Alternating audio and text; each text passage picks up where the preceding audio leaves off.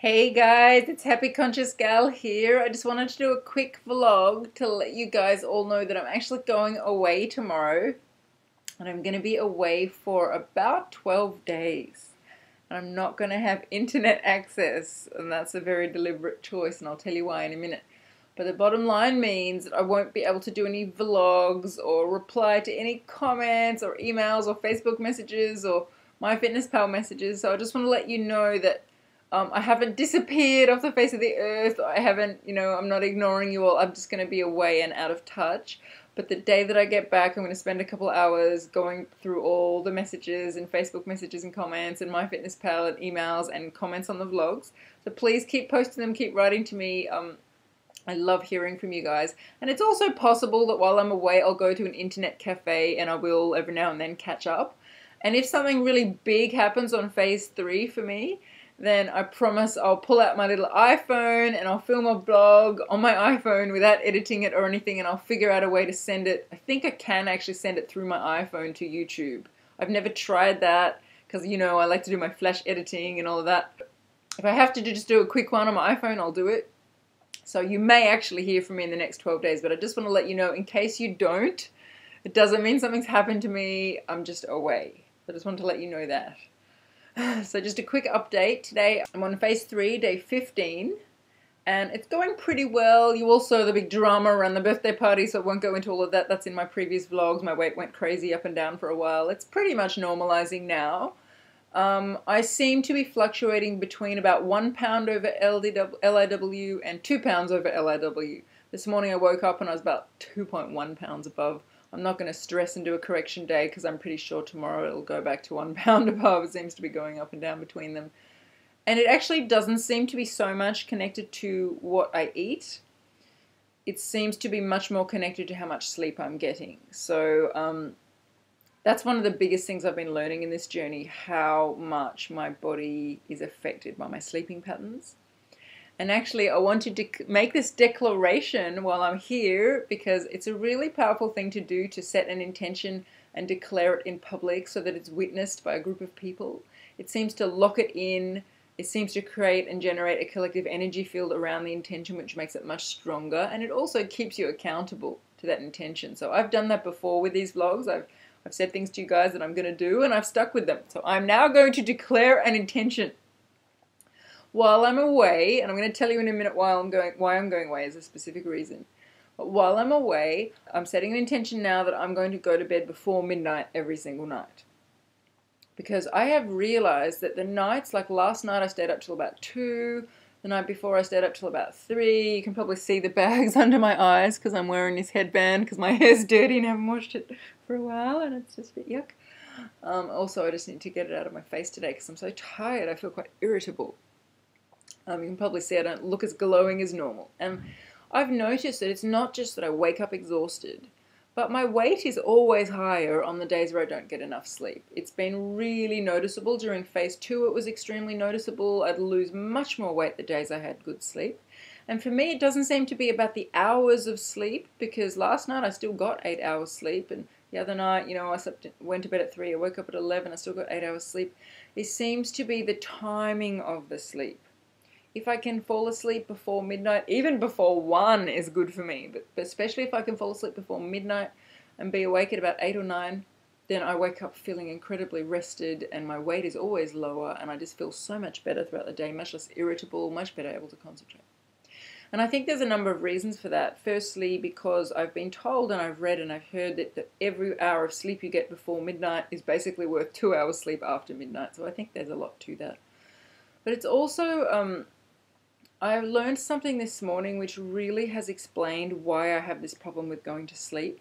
I wanted to talk about it with you guys in case it's relevant for any of you as well.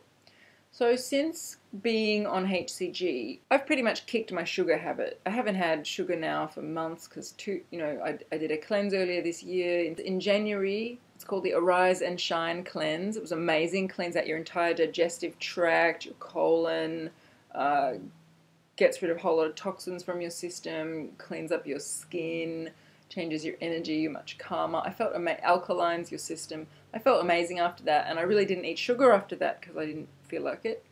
Then a couple of months later, I started HCG. I had 63 days on phase 2. We didn't eat any sugar then.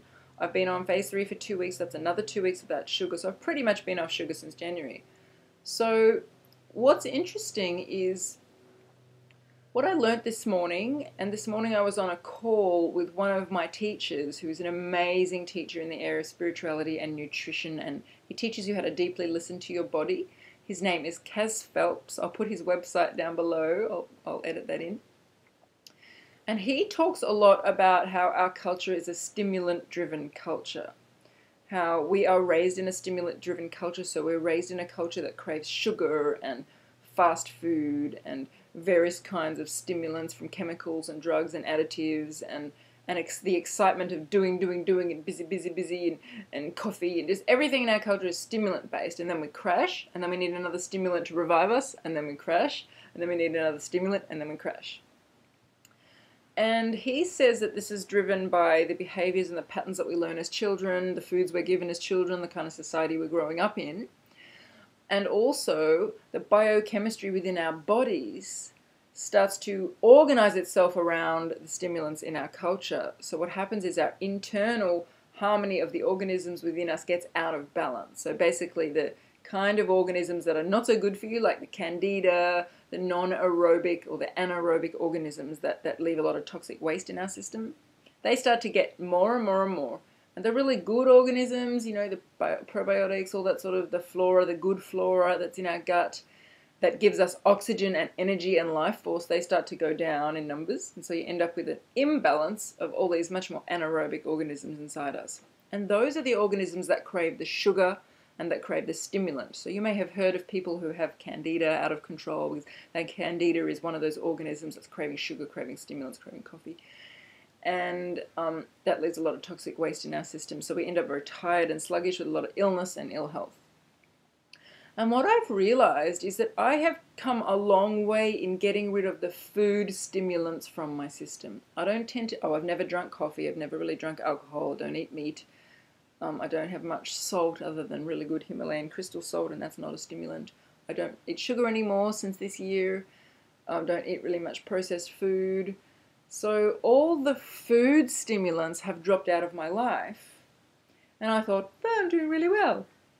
But what he explained to me this morning in the call is that the deep programming that we have in our culture for stimulants to rev us up, get our adrenals going, get our energy moving, get doing in the world, the deep resistance we have in us to being calm and centered and grounded and just be without doing.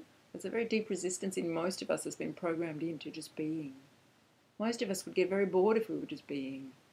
You know, within a few minutes of sitting and meditating or sitting and just being or feeling our hearts, we were just like, oh, my mind starts to rest. I want to start doing something. I get itchy. I want to start thinking. I want to start doing. I want to start, you know, I want to drink something. I want to eat something. I want to talk to someone. I want to do something. Get on the computer. And that programming is very, very strong in everyone in our society, myself included. And what I realized from talking to Cass this morning was that even though I've removed the food stimulants from my life, that programming is still running. And what's happening with me, I realized this in talking with him this morning, is that, you know, I do really well with eating healthy food during the day. I stay fairly calm. At around 10 o'clock at night, my body starts to naturally wind down. And if I was listening to my body, at that point at about 10 p.m., I would want to go to sleep because like I'm starting to get tired, I go to bed. But I am in such a habit from my programming in our society and my childhood programming to override that moment where I want to go to sleep. I override it. And instead of winding down, I start revving up. I either get on the computer or do emails or I do vlogs or I watch people's vlogs or I write to friends in other countries from other parts of my life, you know, or I start talking to my partner, Alan. We have an amazing conversation and brilliant things, or I watch some TV or I pick up a book, something to get my mind going. And that's a stimulant. And I hadn't realized that before this morning. I don't just need foods as stimulants. I can use mental energy as stimulants. Computer can be a stimulant. A fast conversation can be a stimulant. Getting on the internet can be a stimulant. Doing something creative can be a stimulant. And all of it, what it does is it revs my system up, gets my adrenals going, gets my body from alkaline, turns it acidic, and at that point all the not so good bacteria start to eat because they're happy in an acidic environment. They start waking up and doing their thing, and then I'm really awake. And what Cass told me this morning was that the urge to override the sleep reflex, which if I was listening to my body at about 10 p.m., I would just go to bed quietly and go to sleep. He said the reason I'm overriding it is nothing to do with emotions or psychology like I thought it was. It's actually purely physiological. He said around that time of night, all the anaerobic organisms like the candida, things like that in your body start to really want food because they're gearing up to do a lot of work over the night while you're asleep and do all their processes and leave their waste. And around that time, they want some food. And they need an acidic environment to flourish. So around that time is when you start craving sugar or coffee or food. And in my case, I don't take any of those things in. So in my case, those organisms start to crave anything to make the environment acidic. So in my case, activity, thinking, talking on the computer, get my system revved up, and then my whole environment of my body becomes acidic, those organisms flourish, and I don't get any sleep. Oh my God, I've just realized that it's very physiological in nature. Now that I know this, I feel really empowered that at that crucial moment, instead of doing that, I'm just going to go breathe. Hang on, maybe I am tired, but I'm feeling this urge to rev myself up. I want to go watch some TV. I want to go do the internet. Well, hang on. Let's just do something to make my system alkaline. Let's go and squeeze some lemon juice in some water, or have some apple cider vinegar, or maybe just have a spoon of coconut oil, something that's grounding and calming, or just drink some water, or have an apple, green apple, or just something to calm my system, alkaline my system. And the urge to rev myself up will pass, I'm convinced. And then I'll just go to bed and go to sleep. Or I might get on the floor and do some Feldenkrais, some movement, or some yoga, or I might do some meditation at that point, something calming, or just sit quietly, maybe read a couple of pages of my book and go to sleep. So what I want to declare to all of you is I'm going to do an experiment while I'm away over the next 12 days at night. Instead of my normal habit of getting on the computer late at night, well, I'm not going to have internet, so that won't be a temptation. But instead of doing other kinds of mental activities, writing or reading books or talking to my partner or brainstorming or doing something creative, I'm going to do that at about 10 o'clock. I'm going to sit quietly, drink some water, have some lemon juice, let my system get alkaline, maybe eat a green apple or something, or just have some coconut oil or just something calming and alkalizing. And I'm going to do something to calm my body down, maybe some Feldenkrais or some meditation or some yoga, or just something simple that's quiet and gentle, some breathing. And I'm going to allow my body to go to sleep. And this is going to be a very new experiment. I've never done it in my life. And we're going to see what that does. It may be that I feel incredibly rested the next morning and get much better work done during the day. It may be that my weight goes down. I might find it much easier to stabilize on phase 3. So it's an experiment. It's going to be very new, and I know the first couple of days are going to be really hard because it's an absolute addiction for me to rev myself up in the evenings. I just find it extremely hard to resist that. But I'm declaring it. I'm going to do it. So I'll report back when I get back in 12 days how it went. I think it's going to have a huge impact on my weight loss and stabilization, as well as my mood and my energy levels. So now I'm going to tell you why I'm going away. I'm going because I'm basically going on a writing sabbatical. I've told some of you that my partner and I are writing some books together at the moment. And the part of the project that I'm doing is turning the ideas that we've been developing into a novel, into a story. And he's writing a kind of more traditional book about ideas, more a philosophical treatise, and I'm writing a novel. Anyway, he's miles ahead on his book. Because I work during the day. I'm a Feldenkrais practitioner, and I run a radio show, and I'm busy during the day. And usually my writing would get done in spare time between clients, or maybe in the early evening or in the morning or something. And I've been using that time to do other things in the last 2 months, like vlogging, watching vlogs, replying to vlogs, measuring food, measuring myself, looking up recipes, cooking low-carb recipes. I have been completely consumed by this HCG project for about, 2 or 3 months now. And he's been incredibly understanding. We've got a deadline for this book. I'm so far behind the deadline. I've written 2 chapters. I should have written about 20 chapters by now. So he's been incredibly patient, but he finally had a word with me recently. He's like, it's time to pull your finger out, as we say here in Australia. It's time to pull your finger out. It's time to get organized. So what we're doing is we're going away My uncle has very generously allowed us to stay in his apartment in Surfers Paradise, which is on the Gold Coast of Australia. It's basically not a very nice place. It's kind of like Las Vegas or something. It's just all big high-rise buildings, which is good because I don't want to go outside. I just want to stay in the apartment and write. But it's on the water. It's on the most endless stretch of white beach that goes for about hours in each direction.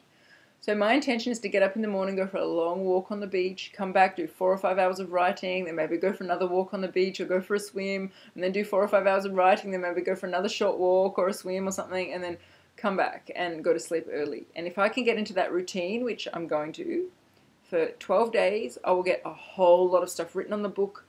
It'll be the first exercise I've done since I started HCG, and I'm really feeling my body's desperate to start to exercise. I should have started it 2 weeks ago, but I've been lazy. The idea of walking on the beach, though, is going to be such a motivator because I love the beach. So I'll take warm clothes. It is winter here in Australia. It's not going to be that warm there. So when you next see me in 12 days, I will be much more rested, probably feeling a lot fitter and energized from the walking, and probably feeling, and I know I'll be feeling very, very satisfied because of how much I will have written. My intention is to have written 7 or 8 chapters by the time I get back, maybe even more. So wish me luck. Please still leave comments on this vlog. Please still send me emails, Facebook messages, MyFitnessPal. As I said, I probably will check in from time to time on my iPhone because I won't be able to help myself. But I just won't be as regular as I am now and have proper internet. And I may even film a little short vlog from the beach or something on my mobile phone just to say hi to you all. So anyway, have an amazing couple of weeks, everybody. Stick with your protocol. Stick with it. It's worth it. Don't cheat. If you're feeling the urge to cheat, look deeply within yourself. What is causing this urge for stimulation? What emotions? What thoughts? Is it a food addiction? Is it a thought? Is it a feeling? Go back and watch some of my earlier vlogs. I talk a lot about this stuff, emotions, motivation, deep motivation, all that. Just go back and look through the titles of the vlogs and the descriptions. You'll see that I've talked about it in lots of them. So hopefully that will help. I totally think you're all amazing. I know you're all doing incredibly well. I'm really looking forward to doing a vlog when I get back and letting you know how it all goes. I'm really looking forward to catching up on all of your vlogs when I get back. So until then, sending you all big kisses. Bye.